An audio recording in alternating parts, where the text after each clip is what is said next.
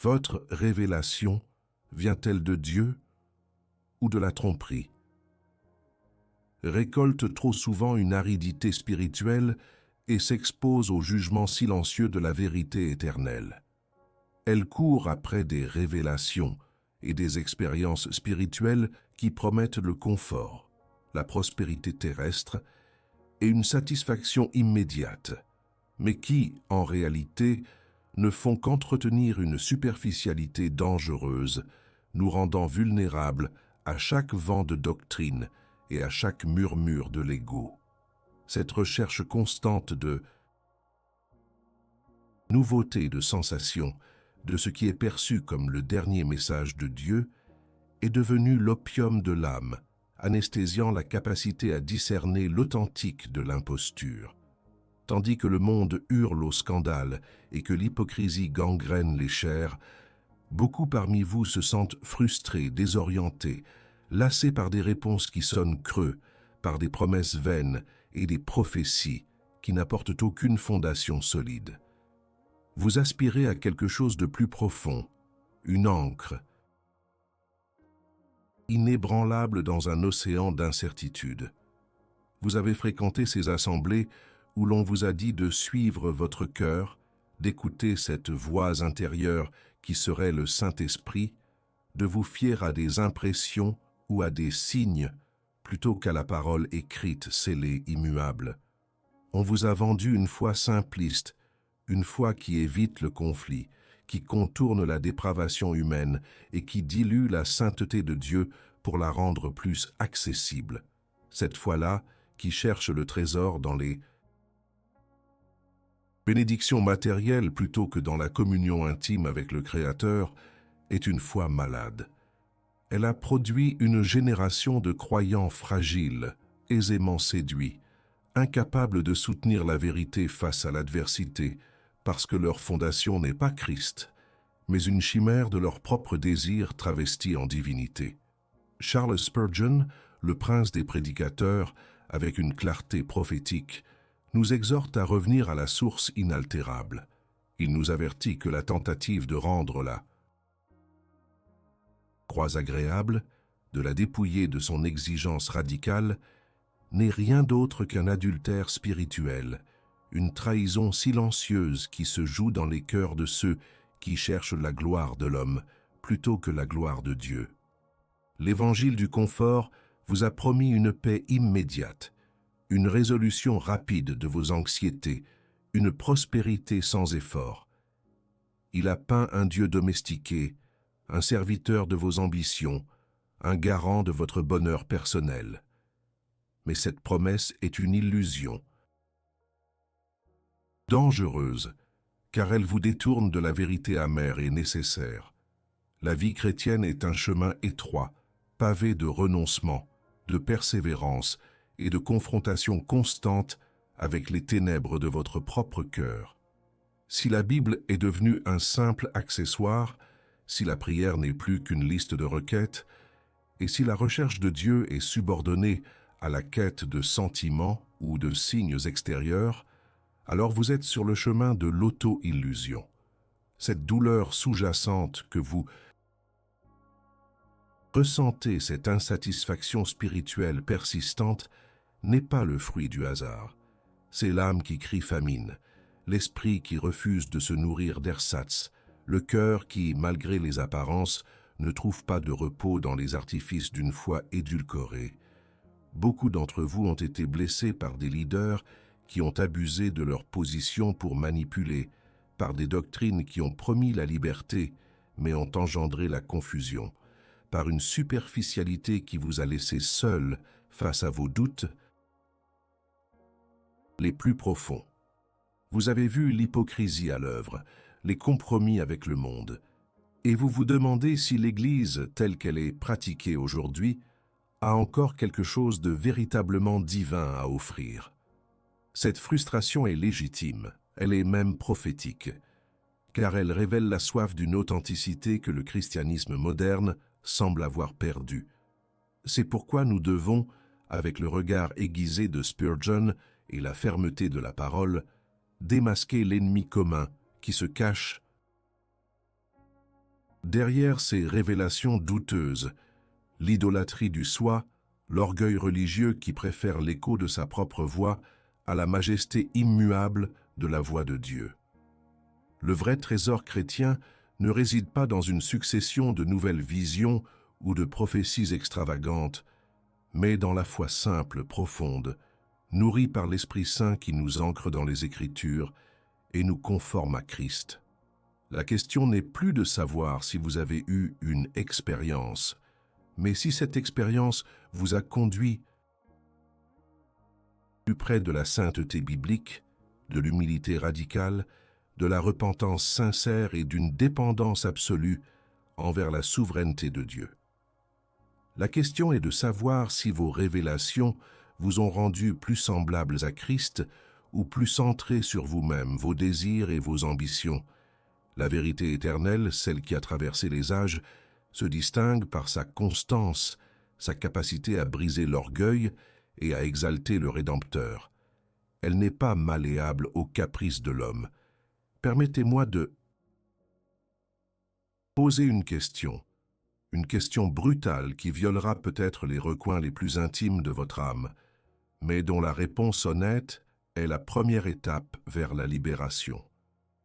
Si toutes vos révélations personnelles, toutes vos impressions intérieures et toutes vos bénédictions reçues se révélaient être des illusions construites par votre propre désir de confort et de reconnaissance, seriez-vous prêt à tout abandonner pour la seule et unique vérité inébranlable de la parole de Dieu? Dans un monde épris de sensations fortes et de gratifications instantanées, la promesse d'une révélation personnelle qui vous propulserait au-delà de la compréhension commune ou qui vous offrirait une connaissance supérieure à celle des simples mortels exerce un attrait irrésistible. Pourtant, cette quête insatiable de l'extraordinaire, de l'audible, du visible, est souvent le premier symptôme d'un christianisme estagnant, d'une foi qui a perdu sa vitalité parce qu'elle a délaissé les fondations inébranlables au profit de sables mouvants. Combien parmi vous ont fréquenté l'Église pendant des années, assis sur des bancs, écoutant des messages édifiants, sans jamais ressentir cette transformation radicale de l'âme, cette repentance profonde qui redéfinit l'existence entière. Cette frustration, cette soif inassouvie, est le signe d'un problème bien plus profond qu'une simple lassitude spirituelle. C'est le diagnostic d'une maladie théologique. L'apologétique classique, soutenue par les géants de la foi comme Charles Spurgeon, nous enseigne que Dieu s'est pleinement révélé en Jésus-Christ et, par extension, dans sa parole écrite, la Sainte Écriture. Si l'Esprit Saint continue d'illuminer nos cœurs et de nous guider, cette guidance est toujours en accord avec et subordonnée à la révélation achevée, contenue dans la Bible. Or, l'ennemi commun de notre époque est précisément cette tendance à minimiser l'autorité suffisante de l'Écriture, à la reléguer au rang d'un simple manuel ou d'un texte inspirant pour la remplacer par l'expérience subjective, le sentiment personnel ou la révélation directe reçue en dehors du cadre biblique. C'est là que réside une idolâtrie subtile, une déviation dangereuse où la recherche de Dieu cède la place à la recherche de soi sous couvert de spiritualité. Nous cherchons des bénédictions, des confirmations de nos désirs, des éclaircissements sur notre chemin personnel, mais nous oublions de chercher le Dieu qui bénit. Le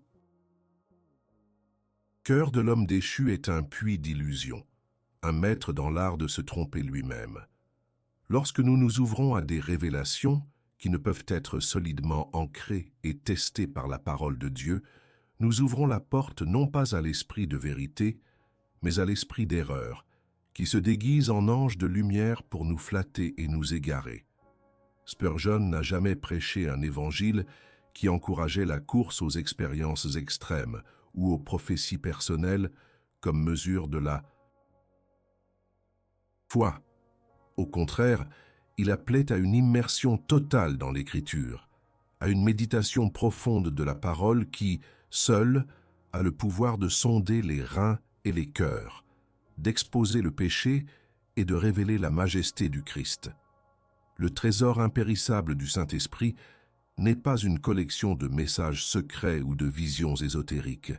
C'est l'œuvre de conviction, de régénération et de sanctification qui s'opère dans l'âme fidèle, la transformant à l'image du Christ par le moyen de la parole. C'est la présence constante de l'Esprit qui nous enseigne, nous console et nous fortifie, mais toujours en nous ramenant à la vérité objective de l'Évangile. La vraie prospérité divine, celle que le christianisme moderne a tant de mal à saisir, n'est pas mesurée par l'abondance de vos comptes en banque, la taille de votre maison ou la réussite de vos projets personnels. Ces bénédictions peuvent venir, mais elles ne sont pas le trésor. Le véritable trésor est caché dans la communion intime avec Dieu,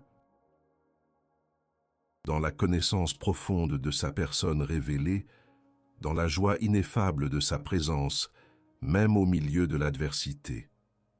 C'est là que l'Esprit Saint dépose ses richesses les plus précieuses, la paix qui surpasse toute intelligence, l'amour inconditionnel, la patience inébranlable, la bonté, la fidélité et la maîtrise de soi.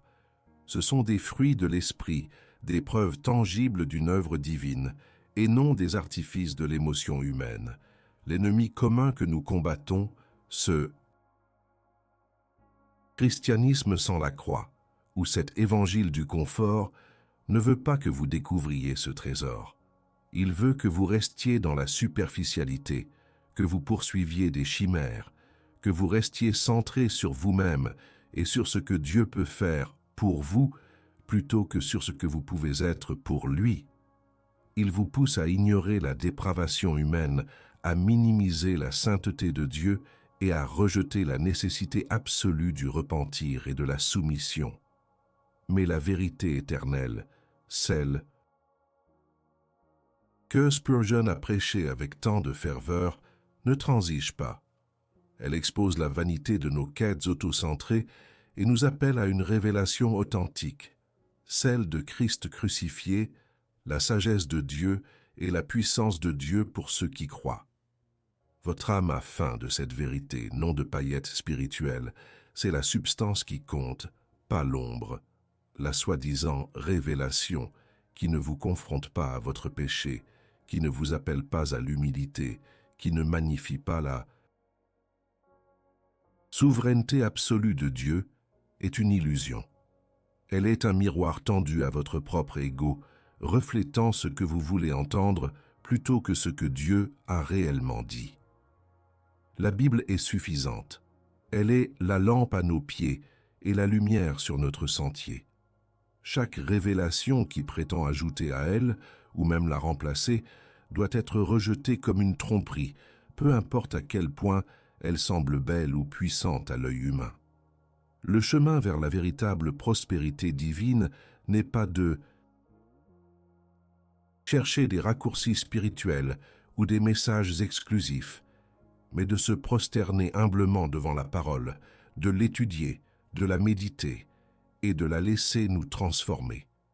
C'est dans cette soumission que l'Esprit œuvre, révélant Christ et nous conduisant dans toute la vérité, celle qui demeure éternellement. Si vous persistez dans la quête de révélations personnelles éphémères au détriment de la vérité solide et immuable des Écritures, les conséquences sont plus graves qu'une simple déception. Elles sont d'ordre éternel et pratique, minant les fondations mêmes de votre foi et de votre âme. L'illusion d'une proximité spéciale avec Dieu, alimentée par des messages qui flattent l'ego sans jamais le confronter à la sainteté divine, engendre un vide spirituel profond, une fragilité qui vous rend incapable de résister aux tempêtes de la vie ou aux assauts du doute. Charles Spurgeon n'a cessé d'avertir ses congrégations contre toute forme de légèreté doctrinale, car il savait que la vérité à moitié crue est plus dangereuse que l'erreur manifeste, car elle se déguise en allié. Combien d'entre vous ont été témoins ou ont eux-mêmes vécu la détresse d'une foi qui s'effondre lorsque la prospérité promise ne se matérialise pas, ou lorsque le Dieu bienveillant que l'on vous a présenté ne répond pas à vos requêtes selon vos termes? C'est le résultat inévitable de construire sa spiritualité sur du sable, sur des émotions fugaces et des paroles de connaissance qui ne sont pas enracinées dans la souveraineté absolue de Dieu. Lorsque vous ignorez la dépravation humaine et la nécessité du repentir radical, vous cultivez un orgueil religieux subtil. Vous en venez à croire que votre révélation vous place au-dessus des autres, ou qu'elle vous confère une immunité face aux difficultés, alors que la vérité biblique enseigne que le chemin du disciple est celui de la croix, du renoncement et de la persécution pour le nom de Christ. Le paradoxe de la prospérité que le monde ne comprend pas est criant. L'homme peut être riche en foi, possesseur du trésor impérissable du Christ, alors qu'il est pauvre aux yeux des hommes. Et inversement, il peut accumuler des richesses matérielles, être comblé de bénédictions visibles, et pourtant être misérable, aveugle et nu dans son âme. Cette prospérité matérielle, souvent brandie comme la preuve de la faveur divine dans le christianisme moderne, est un leurre si elle n'est pas subordonnée à la richesse de l'âme et à la sanctification. La recherche de révélations qui promettent le succès et le confort sans l'exigence de sainteté est une forme d'idolâtrie du cœur, un amour du don plus que du donateur. Posez-vous cette question avec une honnêteté brutale, un uppercut à votre suffisance spirituelle. Êtes-vous prêt à admettre que la paix ou la joie que vous avez ressentie suite à une révélation particulière n'était peut-être qu'une émotion passagère, une satisfaction éphémère de votre ego, plutôt qu'une vérité éternelle venant directement du Dieu souverain? L'évangile du confort vous a vendu une image de Dieu qui vous ressemble, un Dieu à votre image, qui ne conteste jamais vos choix, qui valide toujours vos sentiments. Mais la vérité éternelle, celle que Spurgeon a proclamée sans relâche, présente un Dieu saint, juste et terrible, dont la gloire transcende notre compréhension et dont la volonté est souveraine et inflexible. C'est un Dieu qui sonde les cœurs, qui expose le péché et qui demande un engagement total, non un assentiment superficiel. Si vous vous êtes habitué à des révélations qui ne vous obligent jamais à vous repentir d'un péché aimé en secret, qui ne vous pressent jamais à abandonner une idolâtrie cachée, alors vous avez été trompé. La véritable voix de Dieu ne flatte pas l'orgueil. Elle le brise pour pouvoir le reconstruire sur la seule fondation qui tienne, Jésus-Christ. Les conséquences du fait d'ignorer cette vérité sont désastreuses. Spirituellement, vous restez des enfants, facilement ébranlés, incapables de discerner le bien du mal. Intellectuellement, vous devenez vulnérables aux fausses doctrines et aux imposteurs qui se parent de spiritualité. Émotionnellement, vous oscillerez entre des hauts et des bas. La joie illusoire cédant la place à la frustration et au désespoir lorsque les révélations ne se manifestent plus. Mais le plus tragique est la conséquence éternelle. Une âme qui n'a pas été ancrée dans la vérité immuable de Dieu risque de se retrouver nue et honteuse devant le juge du ciel et de la terre, ayant préféré ses propres constructions à la seule voie du salut offerte par la croix. Cette quête de l'extraordinaire est un symptôme de notre incapacité à trouver satisfaction dans l'ordinaire de la vie chrétienne. La prière persévérante, l'étude assidue de la parole, la communion fraternelle authentique, le service humble. L'Esprit Saint ne nous pousse pas à une succession de feux d'artifice spirituels, mais à une croissance constante dans la sainteté, un processus de sanctification qui est souvent lent, douloureux, mais infiniment plus précieux que n'importe quelle révélation instantanée. C'est dans ce processus que nous découvrons le véritable trésor, celui qui ne peut être ni volé, ni corrompu, ni altéré par les caprices de ce monde. C'est dans la soumission à la parole, et non à nos propres élans, que nous trouvons la paix inébranlable et la joie véritable. L'heure n'est plus aux demi-mesures, ni au compromis. La seule solution biblique à cette épidémie de fausses révélations et de spiritualité superficielle n'est pas une simple astuce ou une 10e clé pour une vie meilleure. C'est un appel radical, un exigeant retour à l'autel de la repentance, de la soumission inconditionnelle à la parole de Dieu et du renoncement à tout ce qui n'est pas Christ. Charles Spurgeon, dans sa prédication puissante, ne laissait aucune place à l'ambiguïté. La véritable foi ne cherche pas à être divertie ni à recevoir des messages flatteurs, elle cherche à être transformée. Le véritable trésor que l'âme humaine désire ardemment et que l'évangile du confort a si habilement obscurci n'est ni la richesse matérielle, ni la popularité, ni même une vie sans douleur. Le vrai trésor est Christ lui-même, et la richesse de l'âme se trouve dans une connaissance intime et salvatrice de lui. Comment Spurgeon a-t-il découvert cette richesse impérissable, non pas en chassant les révélations ou en recherchant des expériences extatiques, mais en se plongeant dans les profondeurs insondables de la parole de Dieu, en laissant l'Esprit Saint illuminer son cœur par les Écritures. Il a compris que chaque verset est une mine d'or, chaque doctrine un diamant, et que la plus grande révélation est celle du Christ crucifié et ressuscité pour le pardon de nos péchés et la gloire de Dieu. L'appel à l'autel est un appel à la renonciation. Renoncez à cette idée que Dieu existe pour vous servir, pour confirmer vos désirs, pour valider vos choix. C'est renoncer à la souveraineté du moi et embrasser la souveraineté absolue de Dieu. Cela signifie que vos révélations personnelles doivent être implacablement soumises au crible de l'Écriture. Si elles contredisent la Bible, même de la manière la plus subtile, elles doivent être rejetées comme des mensonges. Si elles vous détournent de la centralité du Christ, de la nécessité de la repentance, de la puissance de la croix, alors elles sont dangereuses. La solution n'est pas de chercher de nouvelles voies, mais de revenir à l'ancienne éprouvée par le temps, la seule voie qui mène à la vie éternelle. La vraie foi ne commence pas par un appel ou une vision qui vous mettrait en avant, mais par une rendation inconditionnelle. C'est l'acte d'abdiquer le trône de votre cœur, de reconnaître votre dépravation totale et d'embrasser la grâce souveraine de Dieu en Christ. Cette grâce n'est pas un permis de péché, mais la puissance de vivre saintement. Elle ne promet pas une vie facile, mais une vie utile, glorifiant Dieu au milieu même des épreuves et des tribulations.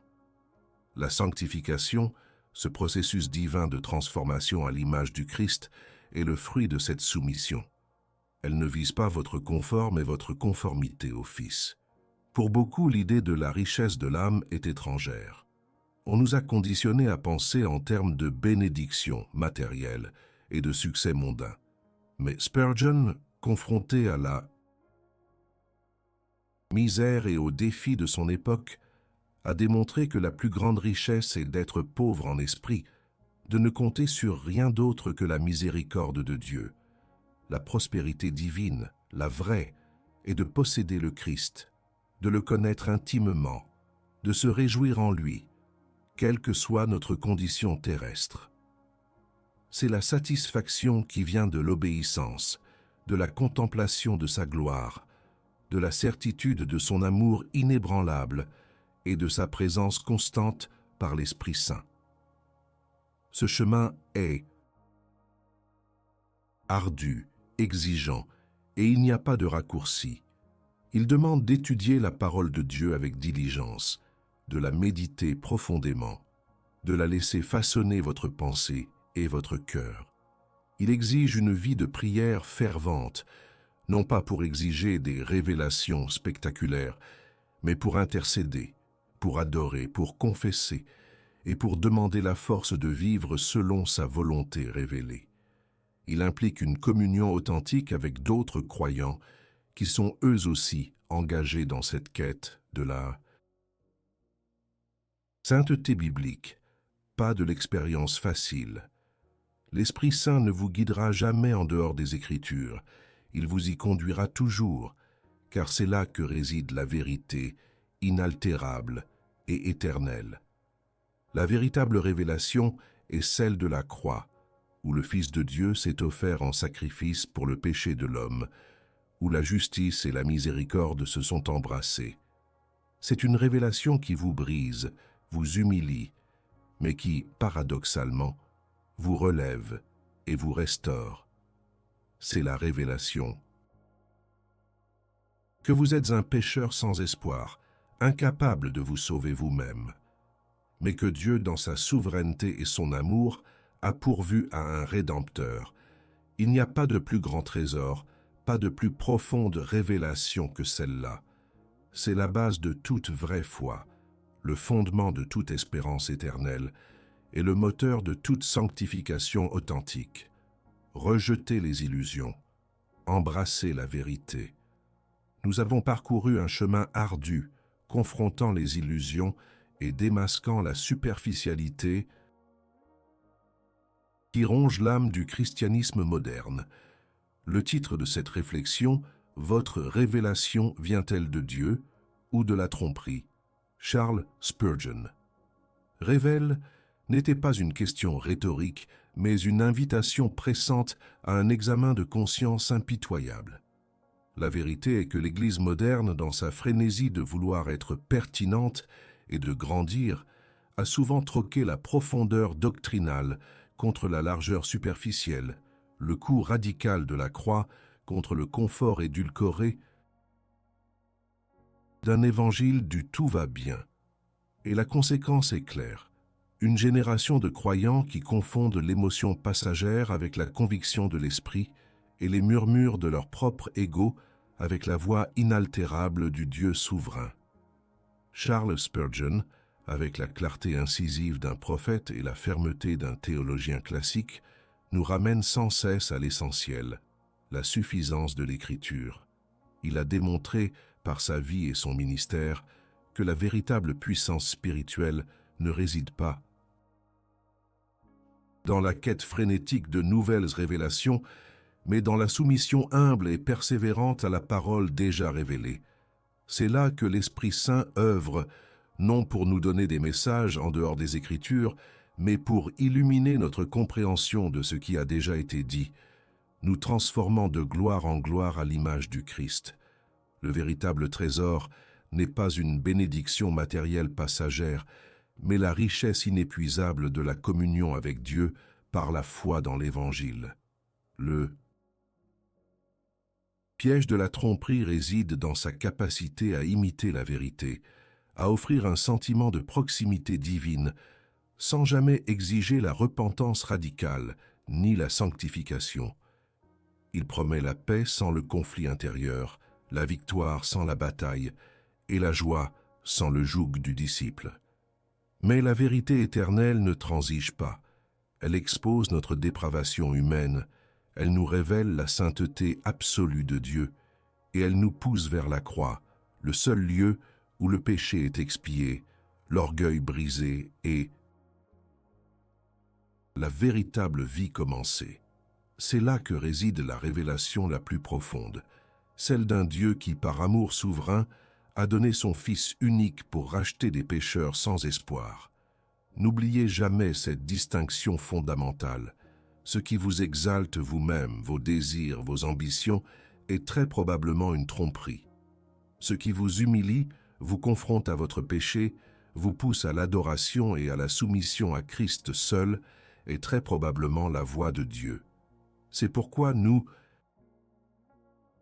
devons, comme les réformateurs d'antan, revenir à la saine doctrine, à l'étude diligente de la parole, et à une foi qui cherche à glorifier Dieu en toutes choses, plutôt que de chercher à être servi par lui. Si ce message a résonné au plus profond de votre être, si vous vous reconnaissez dans cette quête d'une foi plus authentique et plus enracinée, alors je vous invite à faire partie de cette communauté qui ose chercher la profondeur dans un monde de superficialité. Abonnez-vous à cette chaîne, activez la cloche des notifications pour ne manquer aucune de ces explorations vitales de la vérité éternelle. Laissez un commentaire ci-dessous, partagez vos propres histoires de désillusion avec la foi superficielle ou ce que vous avez appris de ces réflexions. Votre témoignage peut être une lumière pour d'autres âmes en quête de vérité. Dites-nous, quel aspect de cette confrontation doctrinale a le plus secoué votre âme? Quelle vérité avez-vous redécouverte? Nous sommes ici pour bâtir ensemble une foi inébranlable, fondée sur la roche du Christ et non sur les sables mouvants des révélations humaines.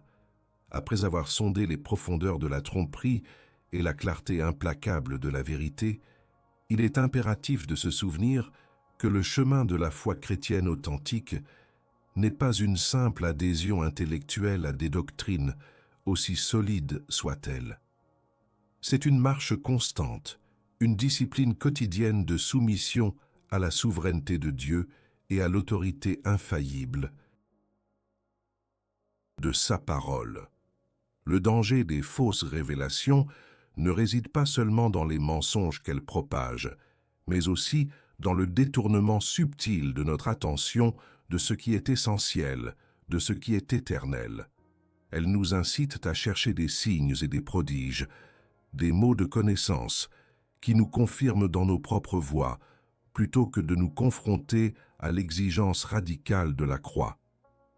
La vie chrétienne n'est pas une quête de sensations spirituelles, ni une course aux expériences mystiques. Elle est une relation vivante avec le Dieu trinitaire, nourrie par la prière, la méditation de l'Écriture, la communion fraternelle et l'obéissance joyeuse. L'Esprit Saint est le grand consolateur et le guide, mais sa voix n'est jamais discordante avec celle du Père révélée dans le Fils et attestée par les Écritures. Toute révélation qui prétend à une autorité égale ou supérieure à la Bible, ou qui promeut un évangile de facilité et de confort sans la repentance et la sainteté, est une offense à la majesté de Dieu et un piège pour l'âme. Il est vital de cultiver un esprit de discernement, de tester chaque esprit et chaque message. Le critère n'est pas l'émotion qu'il suscite, ni la popularité de celui qui le prononce, ni même la promesse de bénédiction apparente. Le critère est la fidélité inébranlable à la parole de Dieu, la glorification du Christ crucifié et ressuscité, et la promotion d'une vie de sainteté radicale. C'est dans cette vigilance que l'âme trouve son véritable repos, non pas dans l'absence de conflit, mais dans la certitude de connaître le Dieu véritable et de marcher dans ses voies. Que votre soif soit pour la vérité et non pour l'illusion. Que votre trésor soit Christ et non les échos de votre propre cœur. L'heure de la décision est venue. Ce n'est pas le moment de l'hésitation ni de la tiédeur. Nous avons démasqué les pièges, exposé les vérités inconfortables et confronté la superficialité qui emprisonne tant d'âmes. Il ne s'agit plus de savoir si vous êtes d'accord avec ce que vous avez entendu, mais si vous êtes prêt à agir. Le véritable défi de la foi n'est pas de simplement écouter, mais de répondre. Je vous lance un défi audacieux, un coup direct à l'indifférence qui parfois nous guette. Prouvez votre courage, transformez votre silence en engagement, votre passivité en action. Si vous croyez que la vérité éternelle est plus précieuse que n'importe quelle illusion passagère, si vous êtes résolu à Délaissez le confort trompeur pour l'exigence radicale de la croix, alors démontrez-le. Cliquez sur le bouton « J'aime » juste en dessous de cette vidéo. Ce n'est pas un simple clic, c'est un acte public de courage, une affirmation de votre engagement envers la saine doctrine et la vérité inébranlable. C'est dire haut et fort que vous êtes du côté de la parole de Dieu, même si elle confronte, même si elle brise, même si elle exige tout. Ce « j'aime » est une déclaration. Je choisis la vérité, peu. Importe le prix. N'ayez pas peur d'être isolé. N'ayez pas peur de ce que d'autres penseront. La question cruciale demeure, croyez-vous que le trésor éternel de la foi en Christ, tel que révélé dans les Écritures et défendu par des géants comme Spurgeon, est le seul chemin vers la prospérité divine de l'âme?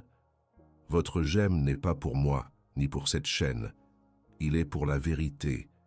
C'est le premier pas vers une foi qui n'est pas seulement entendue, mais vécue. Une foi qui résiste aux tempêtes de ce monde et qui s'ancre fermement dans la souveraineté de Dieu. Le silence est un choix, l'action aussi. Quel sera le vôtre? Prouvez votre courage maintenant.